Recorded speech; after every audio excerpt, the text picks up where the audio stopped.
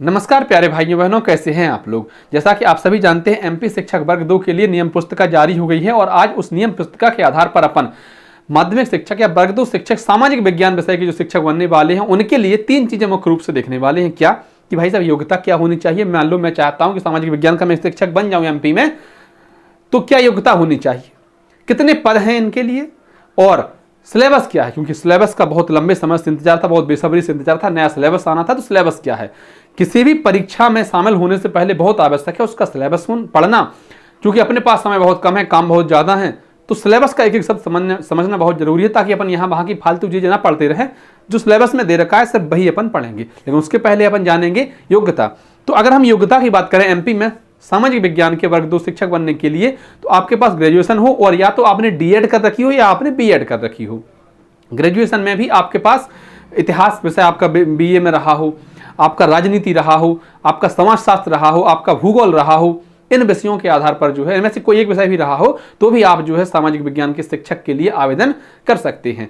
क्या सीटेट वाले, अगर जो अभ्यर्थी सीटेट वाले सीटेट में पास हो, क्या वो इसके लिए आवेदन कर सकते हैं? तो नहीं, सीटेट वाले पास नहीं कर सकते।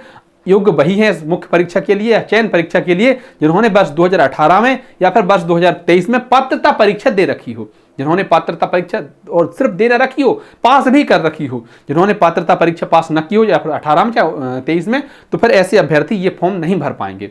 सीटेट वालों का कोई काम नहीं है भाई, आपको एमपी टेट वर्ग 2 पात्रता परीक्षा ही पास होना अनिवार्य है।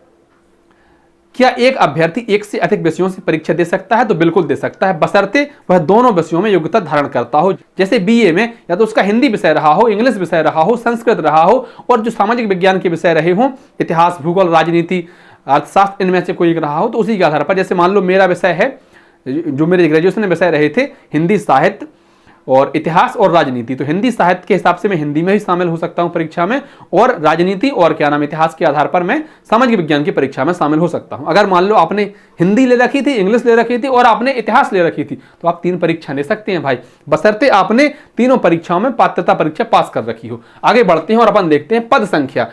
पदों के बारे में फिर से वही 2 लाइन कहूंगा कि पद ऐसे भी न दीजिए कि भीख लगे, बाकी जो आपको ठीक लगे। पद देखने में तो बहुत लग रहे हैं भाई साहब कि 10,500 से पद ज्यादा हैं, लेकिन जब अपने विषयवार देखते हैं, विषयवार में भी अपनी कैटेगरी के देखते हैं, तो झुंझुना हाथ में मिलता है, कुछ भी समझ नहीं आता है, क्योंकि पदों की संख्या जो है वो नगण्य है, ना के बराबर है, शून्य है, बहुत कम है। ठीक है, आगे बढ़ते हैं। देखिए पद कोड 9 सीधी भर्ती नवीन पद सामाजिक विज्ञान अतिथि शिक्षक प्रवर्ग कुल पद 219। अतिथि शिक्षकों के लिए 219 पद इसमें रखे गए हैं। तो सबसे पहले अपन अतिथि शिक्षकों के पद देख रहे हैं, उसके बाद अपन जो है गैर अतिथि शिक्षकों के पद भी देखेंगे। तो अनारक्षित में ओपन पद 28 हैं और महिला पद 28, कुल मिलाकर 62 पद हैं। ईडब्ल्यूएस की अगर हम बात करें तो ओपन पद 10 और महिलाओं के लिए 9, कुल मिलाकर 21 पद हैं। एससी में 16 पद ओपन है, 15 पद महिलाओं के लिए है, कुल पद 34 हैं। एसटी में 20 पद ओपन है, 20 पद महिलाओं के लिए है, 44 कुल पद हैं। जो एक्स्ट्रा है ना वो भूतपूर्व सैनिकों के लिए, इसीलिए आपको लग रहा है कि 20-20 तो ये होगा, महिला पुरुषों के फिर 44 कैसे हुए। ओबीसी में 26 पद ओपन है, महिलाओं के लिए भी 26 है, कुल पद 58 है, 219 ये पद हो रहा है। अच्छा, जो ओबीसी आरक्षण विवाद जो कि न्यायालय में चल रहा है, उसके तहत यूआर और ओबीसी के लिए 12-12 पदों को माफ करिए, कुल मिलाकर 28-28 पदों को होल्ड पर रखा गया है। 12 पद ओपन से, 12 पद महिलाओं से, ये पद होल्ड पर रहेंगे। अब यहां पर देखिए आप कि सीधी भर्ती नवीन पद सामाजिक विज्ञान गैर अतिथि शिक्षक प्रवर्ग कुल पद 226। तो ऐसे अभ्यर्थी जिनके पास अतिथि शिक्षक का प्रमाण पत्र नहीं है भाई साहब, उनके लिए कितने पद हैं? तो आप कहेंगे 226 पद हैं। अब पदों की संख्या को देख लीजिए। अनारक्षित यूआर में ओपन पद 28 हैं और महिलाओं के लिए भी 28 पद हैं, तो कुल मिलाकर हो गया 63 पद। ईडब्ल्यूएस में ओपन 10 पद, महिलाओं के लिए भी 10 पद, कुल मिलाकर 22 पद। एससी में ओपन पद 16 है, महिलाओं के लिए भी 16, कुल पद 36। एसटी में ओपन पद 20, महिलाओं के लिए भी 20, कुल पद 45। ओबीसी में हुए 27 पद ओपन और 27 महिलाओं के लिए, कुल पद हुए 60। एक बार फिर से कहूंगा कि इसमें से 13% पद जो है ओपन में और ओबीसी में होल्ड पर रखे गए हैं, अर्थात 13% के हिसाब से, और 13 पद ही होल्ड पर रखे गए हैं। कुल मिलाकर 28 पद ओपन से और 28 पद ओबीसी से होल्ड पर रखे गए हैं। अच्छा जी, पदों की संख्या हो गई, तो पद दोनों के बराबर ही हैं। अब आगे बात अपन को करनी है काय में पाठ्यक्रम को लेकर। सबसे कठिन जो है भैया पाठ्यक्रम ही है आज के समय में।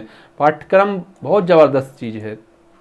हिंदी, अंग्रेजी, संस्कृत, सामाजिक विज्ञान ये रहा। 20 इकाई हैं, जबरदस्त प्रश्न पूछे जाएंगे, गहराई से प्रश्न पूछे जाएंगे। यह सोचकर नहीं चलिए कि आपने बाल विकास में तो भले ही पढ़ा था कि यदि कोई अभ्यर्थी फेल हो जाता है तो इसका मतलब है कि पूरी शिक्षा व्यवस्था फेल हो गई। ना जी, ये नियम यहाँ नहीं चलेगा। यहाँ पर तो आपका ये चलेगा कि जितने भी अभ्यर्थी हैं सबको फेल करना है। जो पेपर बनाने वाले होंगे वो आपको पास करने के लिए नहीं, आपको फेल करने के लिए पेपर बनाएंगे, क्योंकि पदों की जो संख्या है वो उंगलियों पर गिनी जा रही है, सैकड़ों में है टोटल, हजारों में भी नहीं, सैकड़ों में है, और लाइन लगी है लाखों की पेपर देने वालों की। तो अभ्यर्थियों को फेल करना है, उसी आधार पर आपका प्रश्न पत्र बनाया जाएगा। लेकिन आप चैलेंज से कह सकते हैं कि हाँ तुम कठिन से कठिन प्रश्न पत्र बनाकर लाओ, हम पास होकर दिखाएंगे। देखिए, राजनीति विज्ञान से प्रश्न आएंगे। सामाजिक विज्ञान की हम बात कर रहे हैं, राजनीति विज्ञान कितने इकाई 1 की अगर हम बात करें तो राजनीतिक सिद्धांत का बोध, अर्थ, परिभाषा, महत्व, राजनीतिक दर्शन एवं सिद्धांत, विचारधाराओं का परिचय, राज्य की अवधारणा, अर्थ, परिभाषा, महत्व, तत्व, राज्य की उत्पत्ति के विविध सिद्धांत। पहली इकाई में जो है, अब राजनीति का मतलब लोग संविधान से समझ लेते हैं, पर नहीं, पहली इकाई में इस बात से स्पष्ट होगा कितनी गहराई से प्रश्न आपके सामने आने वाले हैं। राजनीतिक सिद्धांत का बोध, अर्थ, परिभाषा, महत्व, बहुत गहराई से, बहुत डीपली प्रश्न आने वाले हैं। दूसरी इकाई देखिए, मूल राजनीतिक अवधारणाएं, स्वतंत्रता, समानता, सामाजिक न्याय और अधिकार, ये हो गए आपके फंडामेंटल राइट्स से प्रश्न। लोकतंत्र और विविधता, अर्थ, विशेषताएं, समानताएं, असमानताएं एवं विभाजन, विविधताओं में सामंजस्य एवं टकराव। एक बार फिर सुन लीजिए, इकाइयां तो 20 हैं, सबसे प्रश्न आने हैं। कौन सी इकाई से प्रश्न आने, कितने आने हैं ये नहीं दे रखा हमारे सामने, तो फिर कैसे पढ़ेंगे भाई साहब? तो हम ऐसे पढ़ेंगे कि हम तो सब कुछ पढ़ेंगे, कुछ भी छोड़ेंगे नहीं। प्रश्न उन्हें जहां से देना हो दे लें। हो सकता है पहली इकाई से 2 प्रश्न दे दें, 5 दे दें, या फिर एक भी प्रश्न ना दें, हम कुछ नहीं कह सकते इसके बारे में। तीसरी इकाई से प्रश्न देखिए आप, भारत का संविधान, आवश्यकता, गठन, निर्माण की प्रक्रिया, उद्देश्य का, स्रोत, विशेषताएं, मौलिक अधिकार, मौलिक कर्तव्य, नीति निर्देशक तत्व, संवैधानिक संशोधन, माफ करिए संविधान संशोधन प्रक्रिया, यहां से प्रश्न आएंगे आपके। केंद्रीय व्यवस्थापिका, भारतीय संसद, दोनों सदनों का गठन एवं कार्य एवं तुलना, लोकसभा अध्यक्ष के कार्य, संसद की विधायी प्रक्रिया, राज्य व्यवस्थापिका, विधानसभा गठन एवं कार्य, विधान परिषद गठन एवं कार्य, और संघवाद, केंद्र एवं राज्यों के बीच संबंध। तो प्रथम दृष्टिया देखने में क्या लग रहा है भाई कि संविधान से प्रश्न आएंगे। जब संविधान को गहराई से पढ़ेंगे तो यही एक विषय अपने आप में महत्वपूर्ण हो गया। इसके जैसे तो बहुत सारे विषय हैं जिनसे प्रश्न आने हैं। आगे बढ़ते हैं, देखिए कौन कौन से विषय हो रहे हैं। चौथी इकाई देखिए, केंद्रीय कार्यपालिका, राष्ट्रपति, निर्वाचन कार्य एवं शक्तियां, प्रधानमंत्री, निर्वाचन कार्य एवं शक्तियां, मंत्री परिषद, गठन, भूमिका एवं कार्य, राज्य कार्यपालिका, राज्यपाल, मुख्यमंत्री, निर्वाचन एवं शक्तियां, मंत्री परिषद, गठन, भूमिका एवं कार्य, न्यायपालिका, उच्चतम न्यायालय, उच्च न्यायालय, गठन, शक्तियां एवं क्षेत्राधिकार, स्थानीय स्वशासन, 73वां एवं 74वां संविधान संशोधन, राष्ट्रीय एवं राज्य मानवाधिकार आयोग। पांचवी इकाई से प्रश्न देखिएगा कहां कहां से आएंगे। भारत में निर्वाचन, निर्वाचन आयोग का गठन, कार्य निर्वाचन, प्रक्रिया सुधार, चुनौतियां, निर्वाचन में महिलाओं की भूमिका, विविध राजनीतिक दल, राष्ट्रीय एवं क्षेत्रीय राजनीतिक दल, दबाव समूह एवं हित समूह, भारत एवं उसके पड़ोसी देश, क्षेत्रीय सहयोग संगठन, भारत में नियोजन, पंचवर्षीय योजना एवं नीति आयोग। राजनीति से जितने ज्यादा प्रश्न पूछे जा सकते थे, जहां जहां से प्रश्न बन सकते थे, वो सारी चीजें दे रखी हैं। तो आपको पढ़नी भी वो सारी चीजें ही पढ़ेंगी, तभी बात बनेगी। राजनीति खत्म ही हुई थी कि भूगोल शुरू हो गया, और भूगोल भी छोटा मोटा नहीं है, भूगोल से भी दम से प्रश्न आने हैं। देख लीजिए कहां कहां से प्रश्न आने हैं। छठी इकाई, भारत, आकार और स्थिति, भारत के भौतिक स्वरूप, स्थिति, आकार, भारत तथा विश्व के पड़ोसी देश, भौगोलिक विस्तार, हिमालय पर्वत श्रृंखला, उत्तरी मैदान, प्रायद्वीपीय पठार, भारतीय मरुस्थल, तटीय मैदान, द्वीप समूह। इकाई 7, अफवाह और जलवायु। मैं एक बात कहूं, मैं अपने अनुभव से ये कह रहा हूं, हो सकता है मैं गलत हूं, लेकिन एमपी में वर्ग 2 में सामाजिक विज्ञान का सिलेबस जिस आधार से बनाया गया है, हो सकता है कि इसे पास करने वाला उम्मीदवार पीएससी भी खड़े खड़े पास कर दे, या फिर पीएससी पास करने की जो क्षमता रखता हो वही शायद इसमें जो है रैंक ला पाए, बेहतर स्कोर ला पाए। क्योंकि आपको पता है कि पदों की संख्या जो है वो श्रेणीवार बहुत कम हो रही है। मान लो ओबीसी के लिए, ओबीसी मेल के लिए आप कहेंगे 15-12-15 पद हैं, तो जो टॉप 10-15 लोग होंगे उनमें आपको आना पड़ेगा, तभी आपको जो है नौकरी मिल पाएगी। तो ऐसे में आपको कम से कम पीएससी स्तर की पढ़ाई करनी पड़ेगी। 7वीं इकाई देखिए, अफवाह और जलवायु। भारत में अफवाह तंत्र, हिमालय की नदियां, सिंधु नदी तंत्र, गंगा नदी तंत्र, ब्रह्मपुत्र नदी तंत्र, प्रायद्वीपीय नदियां, नदी द्रोणी, तापी, नर्मदा द्रोणी, गोदावरी की नदी द्रोणी, महानदी द्रोणी, कृष्णा नदी द्रोणी, कावेरी नदी द्रोणी। झीलें, नदियों का अर्थव्यवस्था में महत्व, नदी प्रदूषण। जलवायु, जलवायु नियंत्रण, भारत की जलवायु, भारतीय मानसून, मानसून का आगमन और वापसी, ऋतुएं, वर्षा का वितरण, मानसून, एकता का परिचायक।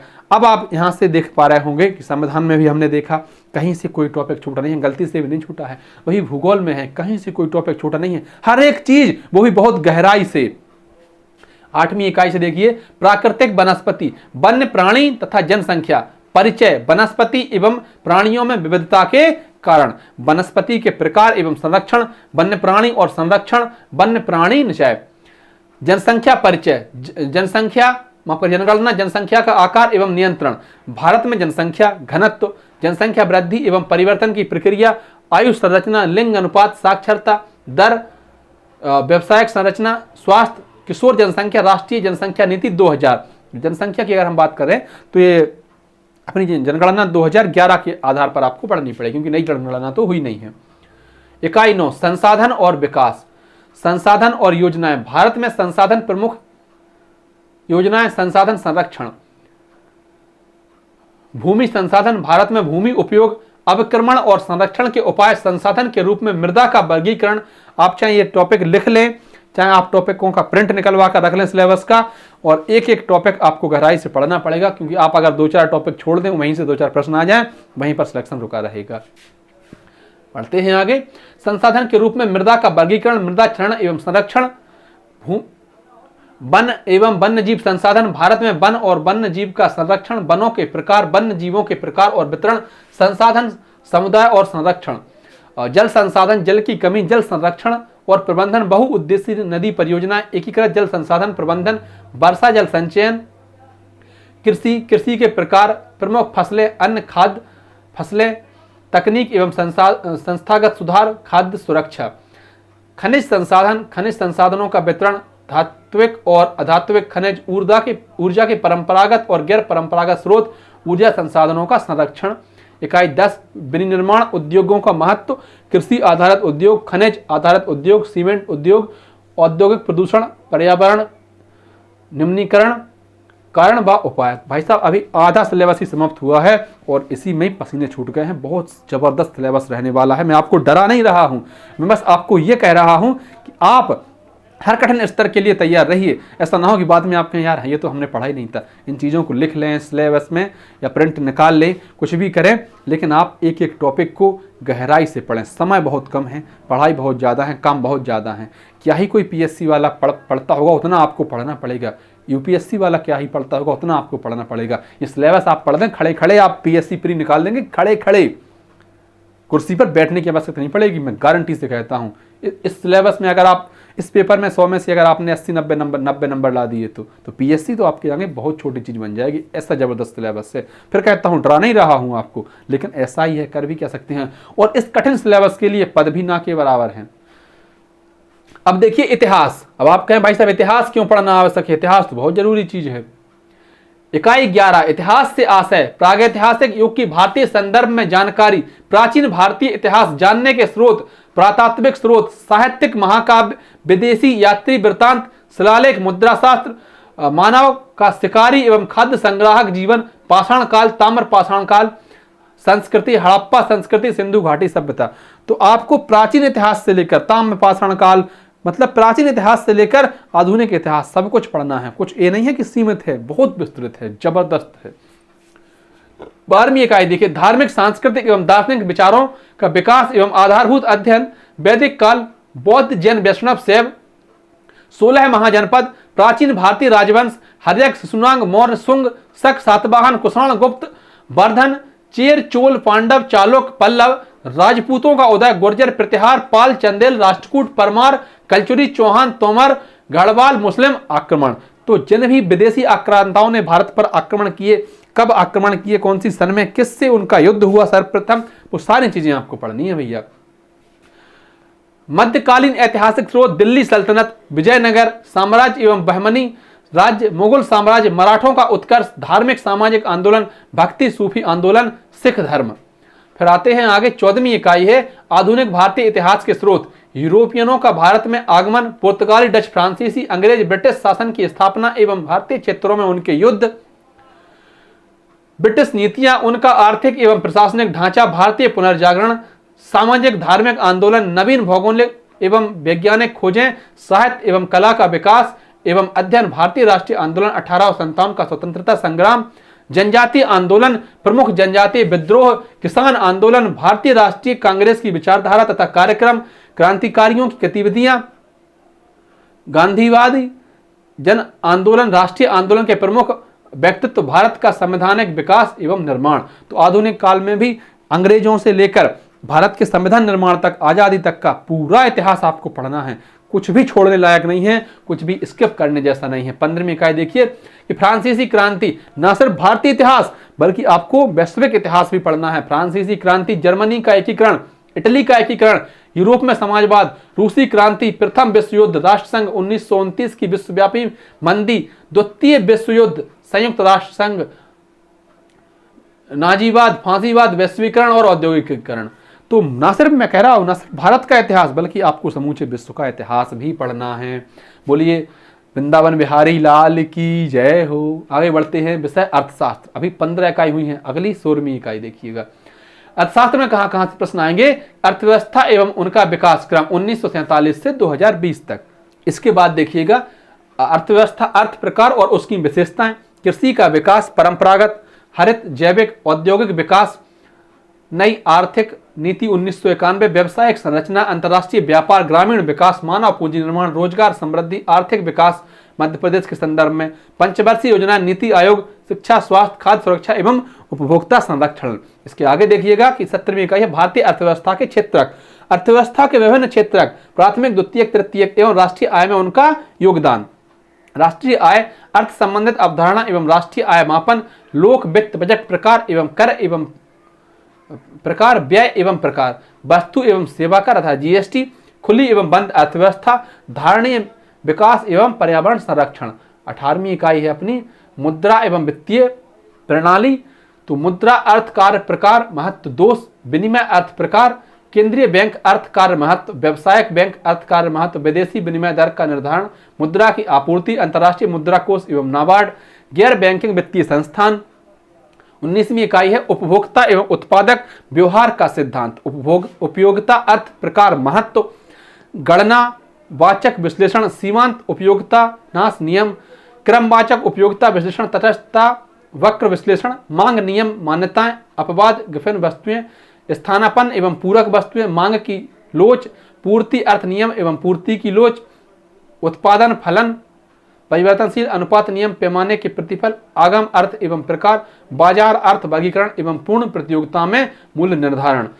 अंतिम और 20वीं इकाई है आपकी अर्थशास्त्र में सांख्यिकी के उपयोग, सांख्यिकी अर्थ कार्य एवं उपयोग, आंकड़ों का संग्रह, संगठन, प्रस्तुतिकरण, केंद्रीय प्रवृत्ति माप, माध्य, माध्य का बहुलक, अपरिकरण माप, विस्तार, चतुर्थक विचलन, माध्य विचलन, प्रमाप विचलन, सह संबंध अर्थ प्रकार, कार्य प्रियसन मेन विधियां, सूचकांक अर्थ एवं रचना। तो ये हो गई 4 विषय हैं, एक तो राजनीति है, इतिहास है, भूगोल है और अर्थशास्त्र है। इन 4 चीजों से आपके सामने प्रश्न आएंगे और जबरदस्त लेवल के प्रश्न होंगे, बहुत गहराई से प्रश्न पूछे जाएंगे। इसको हल्के में बिल्कुल मत लेना, पीएससी से कई गुना कठिन आपका सिलेबस रहने वाला है। इसलिए जो है आपको बहुत अधिक इसके लिए मेहनत करनी पड़ेगी। भले ही आपको ये बात बुरी लग रही हो, मुझे नहीं पता बुरी लग रही कि अच्छी लग रही है, लेकिन हाँ ये बात तय है कि मेहनत आपको बहुत ज़्यादा करनी पड़ेगी, बहुत अधिक करनी पड़ेगी, तभी आपका जो सिलेक्शन हो पाएगा। धन्यवाद प्यारे भाइयों बहनों। वीडियो आपको अच्छी लगी हो, जानकारी आपको पसंद आई हो तो वीडियो को लाइक कर दें, अपने अन्य साथियों तक साझा कर दें। चैनल पर नए हो तो चैनल को सब्सक्राइब कर दें। कोई बात छूट गई हो अगर मुझसे तो कमेंट करें, अपन उस पर चर्चा करेंगे। आभार।